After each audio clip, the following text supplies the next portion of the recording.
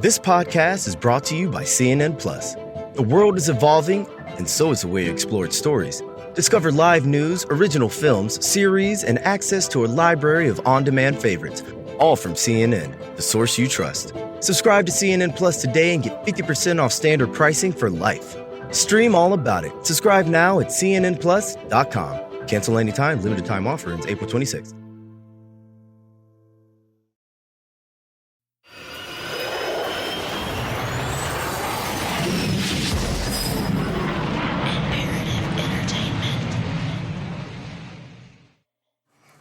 Don't be saying I love Obama and all that.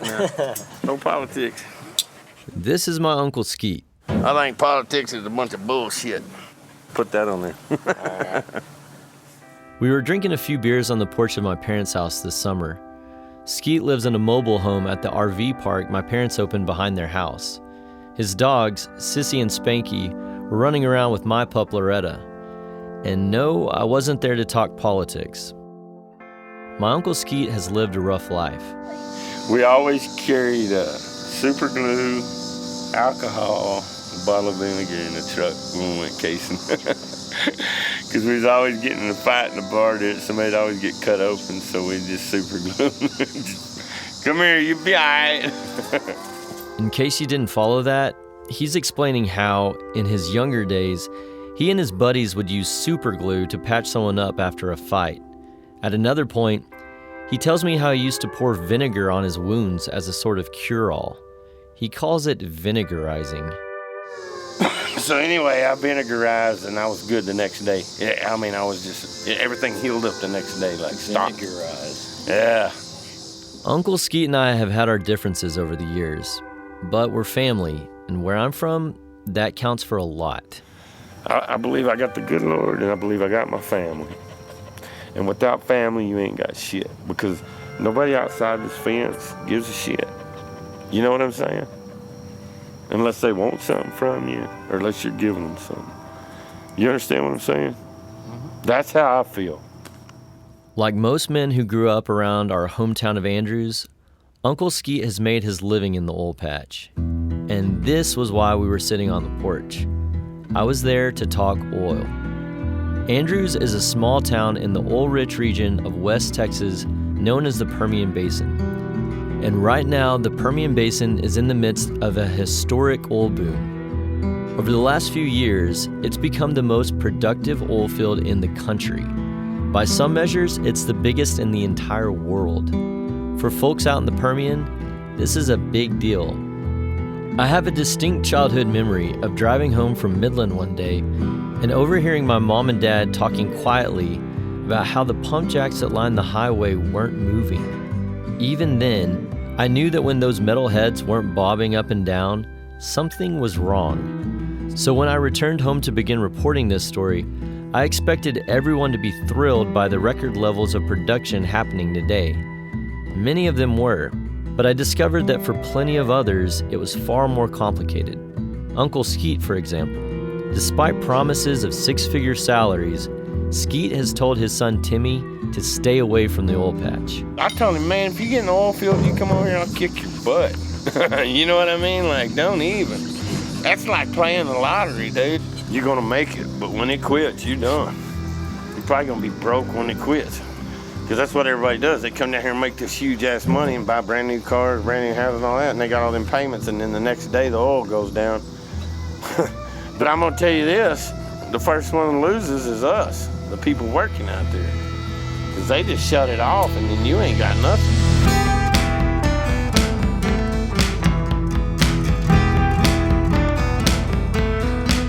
I'm Christian Wallace, a staff writer at Texas Monthly, and this is Boomtown, a production of Texas Monthly and Imperative Entertainment.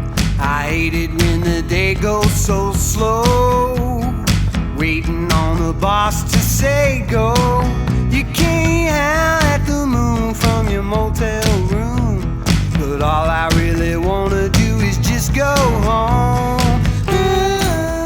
For the next 10 episodes, I'll be your guide through a world that, to most of y'all, is probably completely foreign and weirdly familiar at the same time, the Permian Basin. Singing them dirty Peggy's motel blues. Whether you know it or not, you've almost certainly heard about this place. This is where George H.W. Bush came to make his fortune as an oil man, and where his son, George W., picked up that memorable accent.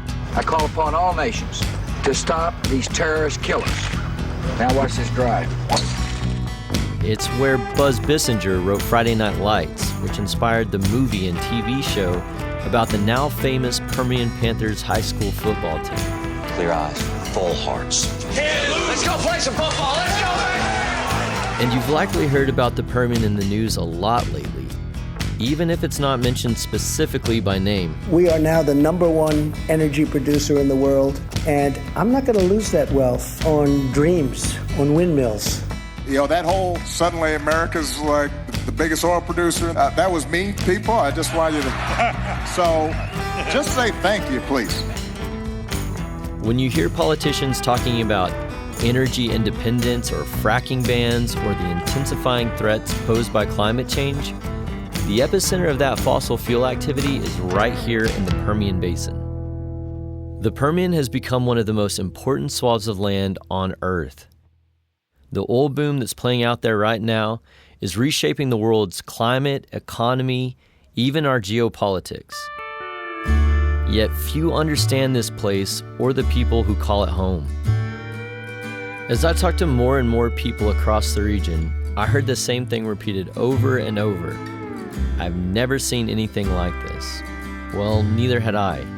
In 2013, I spent a year working in the patch after college, and though the region was fairly active back then, it wasn't anything like this. Over the course of this series, we're going to get to know the people of the Permian Basin. The winners and the losers, cowboys, wildcatters, strippers, and billionaire entrepreneurs. We'll discover that even a booming economy comes at a price, and the solutions are more nuanced and challenging than you might think. In this first episode, we begin in Pecos, the southwestern hub of the Permian Basin. This is episode 1, Highway to Hell. Yeah, and what's it say on the front? King Kong? King Kong. Yeah, we call it King Kong. It's our biggest unit. Mm-hmm. But I mean, it's pretty rigged up. This is Harvey Carrera. But this truck's got, if you come this way, it's just low. And you can see we're rigged up for everything. Breakthrough things, bars, straps, forks. Of course, I got to use a ladder because this truck's a little big for me. He's a tow truck driver for a company called B&B Wrecker in Pecos. He's giving my reporting partner, Leif Riegstad, a tour of the garage. I've spent some time there myself. The garage is huge, filled with grimy parts. Usually there's a couple of mechanics fiddling with a truck engine or smoking cigarettes. I mean, this thing is a beast. It gets it done. How much does this cost, do you know? About $1 million. Yeah. Harvey is 30 years old. Tattoos run from his bald head down his neck and arms to the tops of his hands. He's built like an oil drum. He talks and moves with a kind of manic energy. Harvey's job is towing the dozen or so big rigs that get destroyed on the surrounding highways every week. He brings them back here to the salvage yard. And we'll show you some of our other trucks. We're getting new equipment just because of the high demand for stuff. But I mean, you can see the bed's a lot longer than normal. Like, you see this tow truck right here? I mean, look at the bed compared to this. Like I said, this is the oil field. Everything here is big or heavy or extra long. So we got to go with something bigger. So how long have you been doing this? Been doing this for about 7 years, 8 years now. Yeah. And, like I say, this right here, if a record driver, if you want to become, an advanced record driver at a fast pace, I would say join the Permian Basin. Because you ain't going to see, as many wrecks as you do in the Permian Basin. Yeah. If you want the experience, Permian Basin's where it's at. Yeah. Harvey does the bulk of his work along a 40-mile stretch of U.S. Highway 285, or, as West Texans call it, Death Highway. That's Death Highway. Highway to hell. The Permian Basin, by the way, is huge, about the size of Utah, and much of it is barren. That used to be the case along US 285. It was the kind of quiet road you've heard about in country songs. 2 lanes flanked by barbed wire and surrounded by prairie. Tumbleweeds and cattle loitered along the fence line.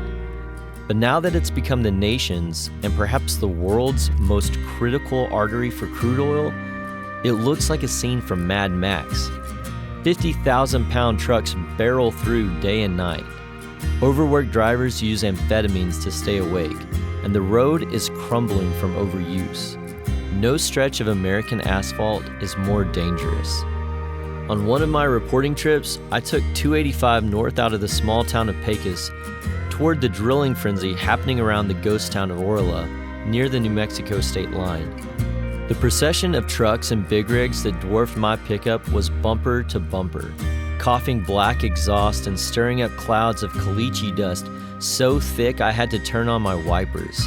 About halfway there, a welder's truck flew past me and something, a metal rod best I could tell, came off the truck and hit my windshield, cracking it in half. But compared to many who travel that stretch, I was lucky. Harvey sees far worse on an almost daily basis. Majority of people don't make it, you know. There's so many head-on collisions, but this is the car right here from that one that she passed away. It was a young lady. But you see, it looks like this really looks like a smashed up can. This is just what it looked like right after the accident? Yeah, that's what it looked like after the accident. I mean, it's unrecognizable. It doesn't even look like a car almost. It's like... I mean, it's bad. And she was a New Mexico State University. She was in college, going towards El Paso. Yeah. But she didn't. You know, I don't know what happened, what her situation was or what. But I mean, this is the outcome of it. I've never seen a car like this after an accident. I mean, the back tires are just totally bashed up into the... Yeah, it kind of looks like one of those little the transformer where it's about to transform. Yeah, it's just folded on top of itself. Yeah, that's what they look like, man. Out here's, there's no joke. Out here. That's terrifying. When the Permian experiences a boom, there's no aspect of life that's untouched. And with the scale of this boom, that's true today more than ever. During last year's biannual oil show, a basic room at the Holiday Inn went for $550. When a Domino's Pizza opened in Pecos, it broke the chain's record for grand opening week sales, nearly 8,500 pizzas in 7 days. Several school districts in the area began the year with over 100 teaching vacancies. And then there's the traffic. Since 2016, crashes in the Permian Basin are up 67%. Fatalities have nearly doubled. The region is home to less than 2% of the state's entire population, but it's responsible for over 12% of work-related traffic fatalities. Harvey's stories are gruesome. I mean, what was the worst one you ever had? I've had plenty of them.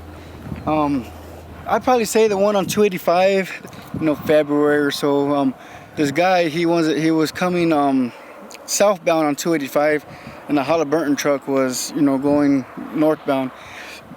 He wasn't wearing a seatbelt, of course, and he was passing onto head-on traffic. So the Halliburton truck hit him. So he got ejected through his truck. He got ejected from his SUV, and somehow that truck was nosedived him back under his car and skid him all through the road. So whenever we had to pick up the car, his head, have you seen that movie Men in Black where that guy has that little head? His head looked like that. His brains and skulls and stuff were all over the road. Deputies were out there picking it up and stuff. And when I picked up the car to get the body out, his guts were all wrapped around and stuff. It was pretty bad. Everything, it's a lot of stuff here that's bad. Yeah, I mean, you have so many of these, but it seems like you remember almost all of them. Yeah, oh yeah, you remember, you don't forget them. Harvey goes on for a while like this. It's clear the job takes a toll. Yeah, I mean, I don't know how you could see that stuff every day. Like, I mean, I'm not a squeamish guy, but like, just I don't know. That's like too much almost. I'll tell you, when my first fatality that I worked, I'm not gonna lie, it was pretty bad for me. I threw up. It was a young kid. He rolled over. Half his body was outside the car, and had to get close and help him out to get the body, recover the body. So we had to flip it back over just to get the body out. So we'll tie straps down, the doors down, or whatever, so that way the paperwork, whatever's in there, we try to keep it in there, because sometimes the family, it might be just a little piece of paper, but sometimes that means a lot to a family member. So we try to secure it, And I had to get close one time to where his body was at, the blood and stuff. And my first one, I threw up, and after that, I kind of got used to it. But when I go home, I think about it, and but it just, it don't bother me. But I think about it. What irritates me the most or bothers me is like when the families come out here. When they come out here, they want to see the cars, and when they cry, that's where it hits the hardest, The families of the dead. That's what gets Harvey the most. He brings this up several times. They often come to his shop to retrieve personal items from the vehicle, and they almost always ask to see the wreckage. That's usually when the tears come. The scene stuff is just the adrenaline's rushing. You're just trying to get the road open, trying to get everything cleared. So it's just it's like a normal job. But when the family comes, that's a whole different story. That's when every tears, and that's when everything's kind of real. Construction is underway to try and reduce the number of accidents on Death Highway. It's going to be a 4-lane road soon. Harvey thinks that's only going to make the problem worse. Like I tell everybody, it's going to be back to the Wild West again. That four lane is just giving people more encouragement to pass the other cars up because they got that other lane. But it's still like the same thing. There's little hills and you can't see what's on the other side, and then it's too late. You're going to have head-ons. 285 is a lot of head-ons. Yeah, it's almost like they're having more room to drive recklessly. Oh, yeah, that's what they're doing. That's exactly what they're doing. So when they pull right now, the cones and the construction workers, it's preventing it. It's helping out a little bit. But once they pull that last cone out, it's gonna be rock and roll again. Man. Great investors don't follow the crowd. They do their own research and build their portfolio strategically and for the long term. M1 Finance gives you all the tools you need to grow your wealth without charging management fees, so your money can work harder for you. Build a custom portfolio according to your goals, or get started quickly with one of their pre-built expert pies that help you invest according to the investing style, strategy, and risk tolerance that works best for you. Then schedule your deposits, turn on auto invest, and automate your everyday money moves, freeing up time for the other things you want to do in life. It's all the simplicity of a modern app combined with the power of a traditional broker. Visit m1finance.com/crime. That's M and the number 1 to see why Money, Investopedia, and Yahoo Finance are raving about M1. Investing involves risk, including the risk of loss. M1 Finance, LLC, member FINRA SIPC. Geico asks, how would you love a chance to save some money on insurance? Well, of course you would. After all, who doesn't love a great deal, right? And when it comes to great rates on insurance for all the things in your life, Geico can help. Like with insurance for your car, truck, motorcycle, boat, and RV. Even help with homeowners, condo, or renters coverage. You could save even more with a special discount when you bundle your coverages. Plus, the easy-to-use Geico mobile app available 24-hour roadside assistance and more. And choosing to switch to Geico becomes an easy choice. Switch today and see all the ways you can save with great rates and discounts. It's easy. Simply go to geico.com to get a rate quote, or contact your local agent and get started seeing how much you could save. One afternoon this summer, I stopped in at a barber shop in Pecos. I'd heard about it years ago on a radio show highlighting West Texas characters and places. Is it okay if I get you to introduce yourself? Yeah, my name's Lee Ryan. Lee Ryan. Yeah, there's a Ryan's Barbershop. And where are we at? In Pecos, Texas. Pecos, Texas. A wonderful town. Lee's shop isn't like other West Texas barbershops I've had my hair clipped in. There's a table set up next to Lee's barber chair. A few men with white hair and deep wrinkles were pushing around a pile of dominoes. Someone had brought in a box of donuts for whoever cared to have one. The walls were decorated with photos of patrons young and old. Lee split his time between the domino players and speaking Spanish with the man in his chair. Lee has lived in Pecos his whole life, and he's a great spokesman for the small town. Well, if you like the heat and you like the sun and you want a good tan, man, you ain't gonna beat this place right here. You like a lot of water, want to go a lot of swimming, don't come here, because we ain't got it. You can go to Red Bluff 30 miles away. But they say that Pecos is the, what do they call it, the center spot, the best fishing spot in the state of Texas? Yeah, 600 miles any directions. You can go fishing. Yeah. So we're in the center. Pretty good. So 600 miles any direction, you'll find your fishing spot. Lee wasn't born with a passion for clipping hair. He worked at a nearby sulfur plant until it shut down.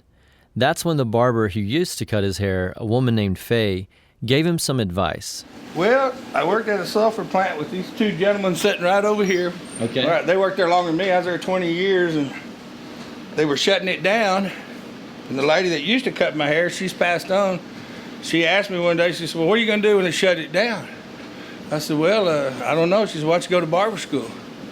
And I said, well, heck, I ain't never cut nobody's hair. And she, old Faye, was pretty blunt. She said, well, that's why you go to school, stupid. And I said, oh, okay. So I went up there and went to barber school. Yeah. And went home and told my wife what I planned to do, and she laughed about it. And then figured I was going to do it, and that's what I did, man. Right. I wanted to be my own boss, and been doing it over 19 years now. Wow. One of the more talked about stories that's emerged from this boom was a Wall Street Journal article titled, "In This Old Boomtown, Even a Barber Can Make $180,000. It's a reference to Headliner's Barbershop, which is based in Odessa. A few years back, the owner built a mobile barbershop that he could transport across the region and set up wherever demand was highest. Parked outside of the only grocery store in Pecos, patrons with more money than patience could pay a premium to skip the line. The owner claimed his barbers were clearing as much as $180,000 per year. But not all barbers are raking in that kind of cash. Have you heard about the mobile barbershop? Oh, yeah, I've heard about that, yeah. I guess there's like two of them now. Mm-hmm. Yes, sir, they got in the trailer, yeah. So they say over there that they're clearing six figures. Yeah, well, I'm not doing that. Well, I don't know. I'm not going to. My mama said if you can't say something good, keep your mouth shut, so I'll just hush up on that one right there. All right, fair enough. Fair enough. Sweep your mouth forward. I'm not doing that, I'll tell you that right now. Right. But you know what? I come to work, I enjoy it. I have a lot of good friends, just like the gentleman sitting down here visiting and stuff. Right. And we solve the problems of the world or make something up or whatever, and we just go on, and life's great. The men at the Domino's table had grown quiet to listen in. Occasionally, they'd interject or laugh at Lee's replies. It's not every day a reporter shows up to break up their game. Yeah. We have a domino game going. If we get a break, of course, here lately, the way things are, I've been staying pretty steady. Right. But there's usually somebody always come in, and they'll get a game going, or they'll just sit down and visit or whatever. Right. Yes, sir. Just like your typical barbershop, go in, get a haircut. No. You don't have to come in here and just get a haircut. Yeah. You can just come in if you just need somewhere to cool off, let stress out, whatever. Right. And so if you're at work and things are going bad, come in here and nobody's going to, because like they say, what goes on in the barbershop stays in the barbershop. Right. And so, it's kind of like Las Vegas in that way, I guess. Yeah, but sometimes, yeah, okay. I've never been there. Don't want to go. But yes, sir, that's what they say. But that was the old saying, whatever happens in the barbershop stays in the barbershop.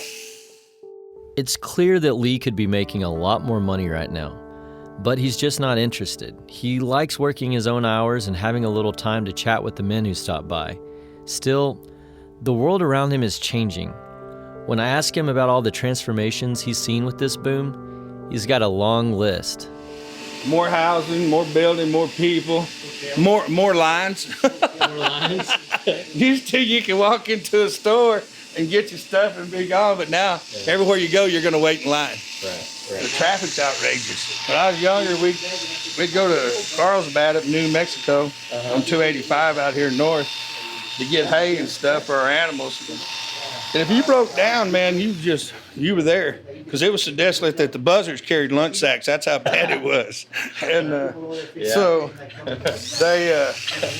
but now, man, you'll get run over if you ain't careful. There's so much traffic out there. Yeah. And that's the way it was. But that's what they call progress, I guess. Do you think it's better or worse out of all everything going on around here? At times it's great, and other times it's bad. But it's everybody needs a job.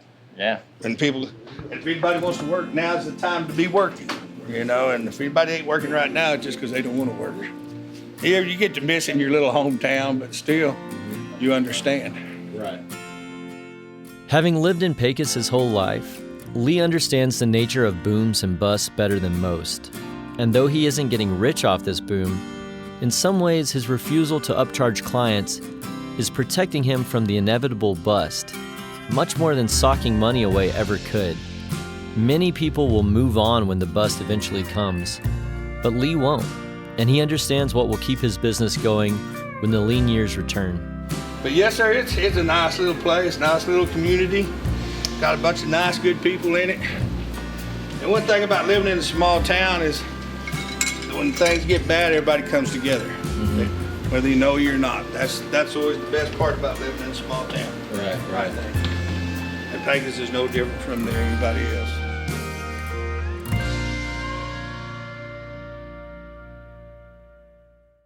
Shawna Granado was born and raised in Odessa, the blue-collar center of the Permian Basin. She stands out in this conservative area of West Texas. Her hair is almost always dyed a vibrant shade of pink or red or purple, and bright tattoos decorate both her arms. She's a painter and has an art studio in her home, which is where we sat and talked. It was July and the air conditioner was working overtime.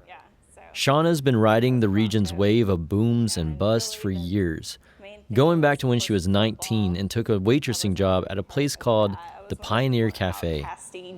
It was a good fit because I was young and a chick, and most of the clientele are men, so of course, I made good money and they were entertained. The Pioneer was essentially a tin shack planted on a desolate stretch of highway some 25 miles northwest of Odessa. On the corner of nowhere and BFE, yeah. Everyone who spent time in that part of the patch knew the Pioneer Cafe at Turnbow Corner. I don't know, the history was cool. I learned a lot of things and old sayings, probably most of them that there's no sense in me saying because they'll have to be edited out because there's a bunch of oil-filled guys talking. It's true.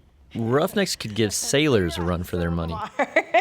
But here's a nice one. Like, you'd be like, well, how are you doing today? And they're like, oh, I'm finer than a frog hair split 3 ways, and just little things like that. Or then there's like, it's hotter out here than a freshly fox in a forest fire, There you go. Why that one stuck with me, I don't know, because there's just so many things for me to think about in that scenario. I was like, God, that's too hot. The T-junction where the Pioneer was located got its name from Ma Turnbow, who opened the Pioneer in 1937 and lived for years in a one-room house behind it.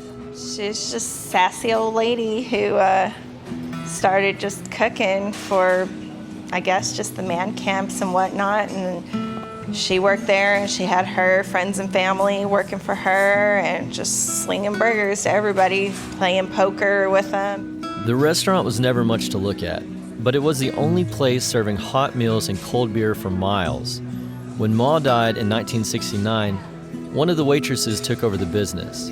Eventually, that woman passed it down to one of her longtime servers, and so it went for years until Shawna, having worked there for nearly a decade, continued the tradition and bought out the business with her parents in 2010. It's actually up until my dad, it's always been owned by a woman, always.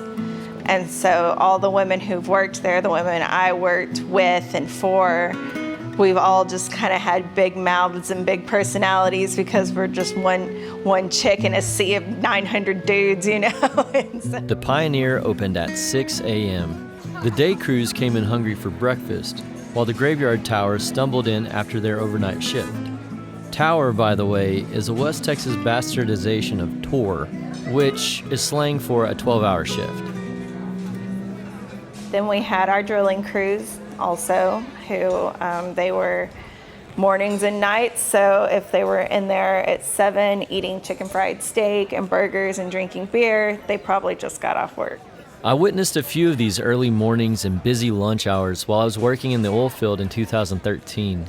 Anytime I had work in the area, I'd go out of my way to stop at the Pioneer, sometimes for a bite, and other times just to sit with a mug of coffee, soaking in the atmosphere. The place was always packed. Oil rigs, to your electricians, to your welders, to your office men, salesmen, truckers. And that was one cool thing, is we would just have people from all over the world, not just all over the country. That was pretty common, but they'd have translators, and 2 guys would speak English out of a table of 10, but they would just be real interested in all this stuff on the walls because they worked overseas for the same companies, There were black and white photos on the walls, tracing the history of the region back to the 30s. My favorite picture was one of Ma Turnbow playing a hand of poker with a group of men in tin hard hats and oil-stained shirts. The Pioneer Cafe weathered the ups and downs of the oil business for nearly 8 decades. But everything changed when a downturn in oil prices abruptly deflated the cafe's business in 2014. That part of the patch just completely dried up. Yeah, lots of layoffs, lots of people forced into early retirement, like use it or lose it kind of thing, you know. And it's sad because these are people you see every single day of your life, you know, almost, or at least 5 days out of the week. And you know them by name, you know their wives' names, their children's names, everything about these people, and they know you the same way. Shawna held on.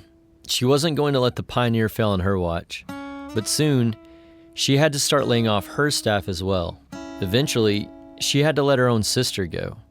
We had to let people go who were like family, and we had to let people go who were actual family. And yeah, it was rough. It came down to just Shawna and the cook. In April 2017, the Pioneer Cafe turned 80 years old. Shawna celebrated the milestone by hosting a party at the cafe. The few regulars who were still around came out to reminisce about the late-night jam sessions and the countless card games. 6 months later, she locked the doors to the Pioneer for the last time. She just missed the current boom. Shawna is 36 now and married with a 12-year-old son. She's working as a waitress at a little cafe outside of Midland. She still sees many of her old customers who are back to work now.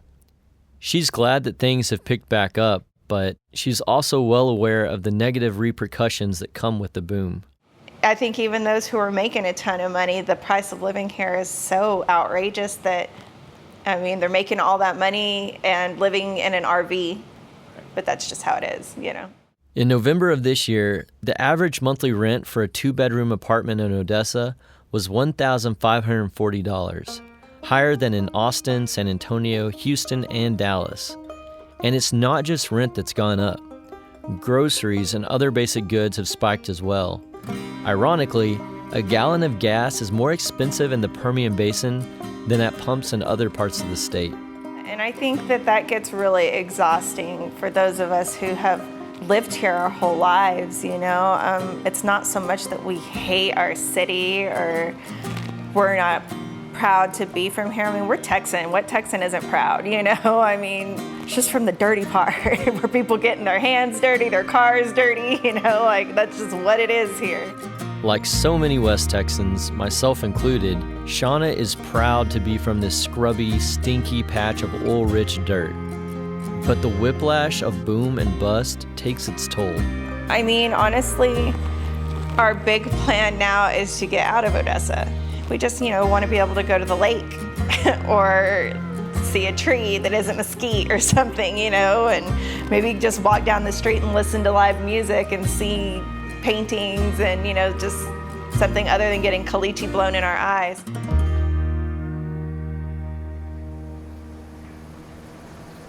One of the most jarring things to see in the Permian today is the sprawling man camps.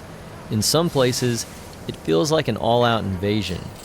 Rows and rows of barrack-like trailers house thousands of itinerant workers across the region. West Texas man camps go back all the way to the booms of the 20s and 30s. No one knows how long a boom will last, and that makes folks hesitant to invest in something as expensive and permanent as a house. Plus, it's hard to find workers to build houses in the first place. They're all working in the patch. So man camps are cheaper and more convenient for a company employing a bunch of young men. This summer, I stayed at one of the man camps on the outskirts of Pecos. There, I met up with Paik Rossi, an old buddy of mine who happened to be living at the same man camp while he works in the oil patch. My name is Paik Rossi. I am 31 years old. I am from Fort Worth, Texas. And so can you kind of describe where we are right now? At the Permian Lodge man camp. And I've been here since March. It's been 2 weeks here and then a week at home. So tomorrow will be my last day. After my shift tomorrow, I can go home. And how far is your drive from Pecos back home? It's just under 6 hours. And so whenever you're out here, like that's just time, your family, for the most part, you don't see them or... Well, thank God for FaceTime. You know, I mean, it really, I've always resisted technology, but that's one of those things that's like, man, I don't know if I could do this without it, because I get to see them every night.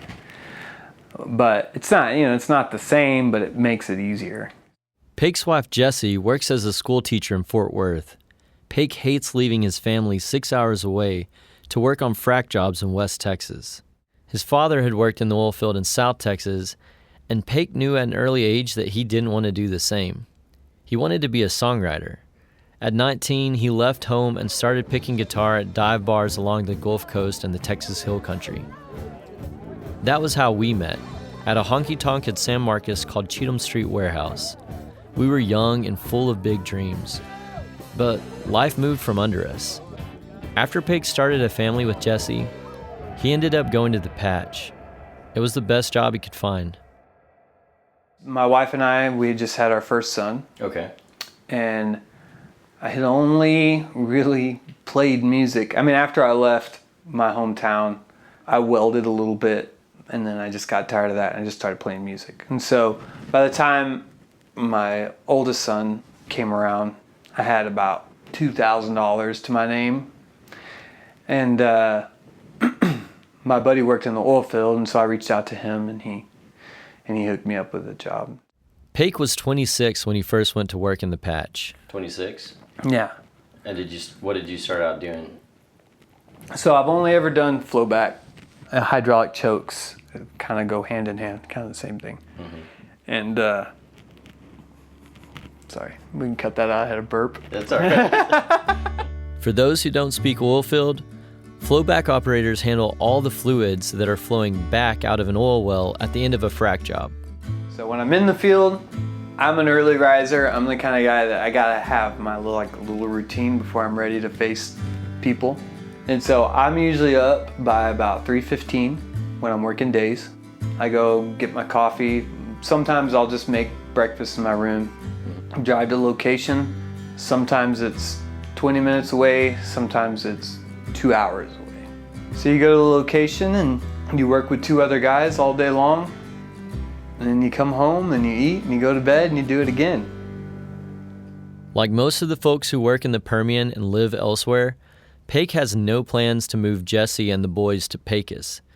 There's a lot less to do. The school systems are already crowded, and besides, there's no place for them to live. And the risks that come along with living in the Permian simply aren't worth it. My rule on the highway is just always assume that the person beside you is trying to kill you. Because, I mean, they're crazy. Like, they're not familiar with their surroundings and they're in a hurry. Mm-hmm. And there's a lot of people on the road. And I have the same rule in the grocery store with a shopping cart. Just assume they're trying to kill you. Most of Jesse's family is back in Fort Worth. The last thing Pake wants to do is drag his kids away from their grandparents and the familiarity of home. It's not worth it. It's not worth it. It would be selfish, I think. Yeah. For me to have them up here with me would be selfish because they would be away from everybody else. Yeah. You know. Totally. So tell me a little bit about your family. Well, so I am married. I've been married for 4 years. I think that's right. You want to do that again? No, that's fine. I've got 2 sons. You know, I only get to see them. I only get to spend 1 week with them, you know. It's actually not bad because, like, yeah, I don't get to see them for 2 weeks, but I'm at home for a week and I get to spend all the time I want with them. Yeah. It's tough, but for now, I think it's worth it. Okay. It's July, and Pake has been in this man camp since March. We were sitting in my room, just a bed and a desk and linoleum floor. Pake's room is equally Spartan, but it has 2 beds, one for him and one for whoever's working the night shift. The 2 roommates never see each other. I asked Pake if he considers this a sort of home. I don't know. I don't know if anybody can. I mean, you're here for 2/3 of the year. Yeah. Right? Mm-hmm. So, I mean, it kind of is your home, whether you want to admit it or not. Yeah. I don't know how many people claim it. Right. For now, Pake's life is a series of trade-offs. The time he spends in a man camp in Pecos and the time he spends with his family, the dollars he rakes in working flowback, and the nights he could be on stage playing his songs. There's also the trade-off of what it means to provide for his family and the nature of his work, the cost of fracking itself. To be honest, a lot of guys in the patch don't care much about the climate or what the job is doing to the land. Pake does. One thing that I've been thinking about since you and I met up in Pecos for the rodeo, we were talking about some of the bad rap that the oil field gets, oil field trash, things like that. I had a beer, and you said, that's made out of oil, and you pointed around the room, that's made out of oil, your tires are made out of oil, like the world that we live in is petroleum. Made of, yeah. It's all petroleum based. So how do you, you're a creative person, you're a poet, and you also come home with oil underneath your fingernails. Yeah. And so how do you kind of square these two worlds, personally for you? For me, strictly speaking, I do struggle with it sometimes because, I'm kind of I love nature. I used to get annoyed when there'd be a really nice view, I'm driving and there's this real scenic, pretty view, and then all of a sudden there's an oil company pad right there, caliche and trucks, and it used to make me so mad, and it still does. It's hard for me to balance it because I am kind of against ruining the environment. Not kind of, I am. I remember when I first started working for the company, I came straight out of being a traveling hippie songwriter to working in the oil field, and I remember looking down thinking, how many barrels is this? This is 230 barrels of water coming out of the ground that's worthless. We're sending good water into the ground and it comes out worthless. And then a vacuum truck comes and sucks it up and takes it to a disposal well and sends it back into the ground. I don't know. I mean, it's a hard balance because I'm here working to provide for my family, but what kind of world is there going to be in 30 years for my kids, So it's a weird little conundrum. Yeah. So we can kind of wrap this up. Okay. We've gone 45 minutes. So yeah. I'm starting to sweat. Yeah, me too. But before we go, Pake picks up my guitar.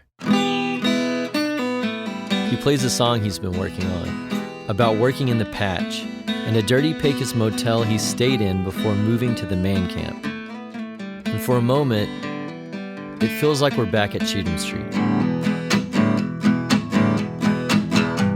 I hate it when the day goes so slow, waiting on the boss to say go. You can't hide the moon from your motel room, but all I really wanna do is just go home.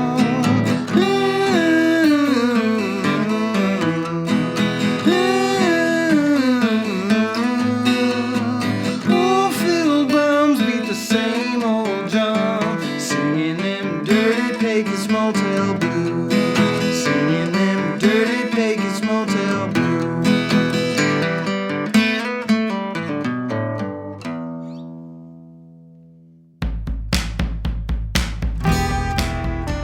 Next week, we're going back to 1923 and the Santa Rita No. 1, the well that put West Texas oil on the map. We'll recount the beginnings of rowdy boomtowns and the swaggering wildcatters whose influence would eventually lead all the way to the White House.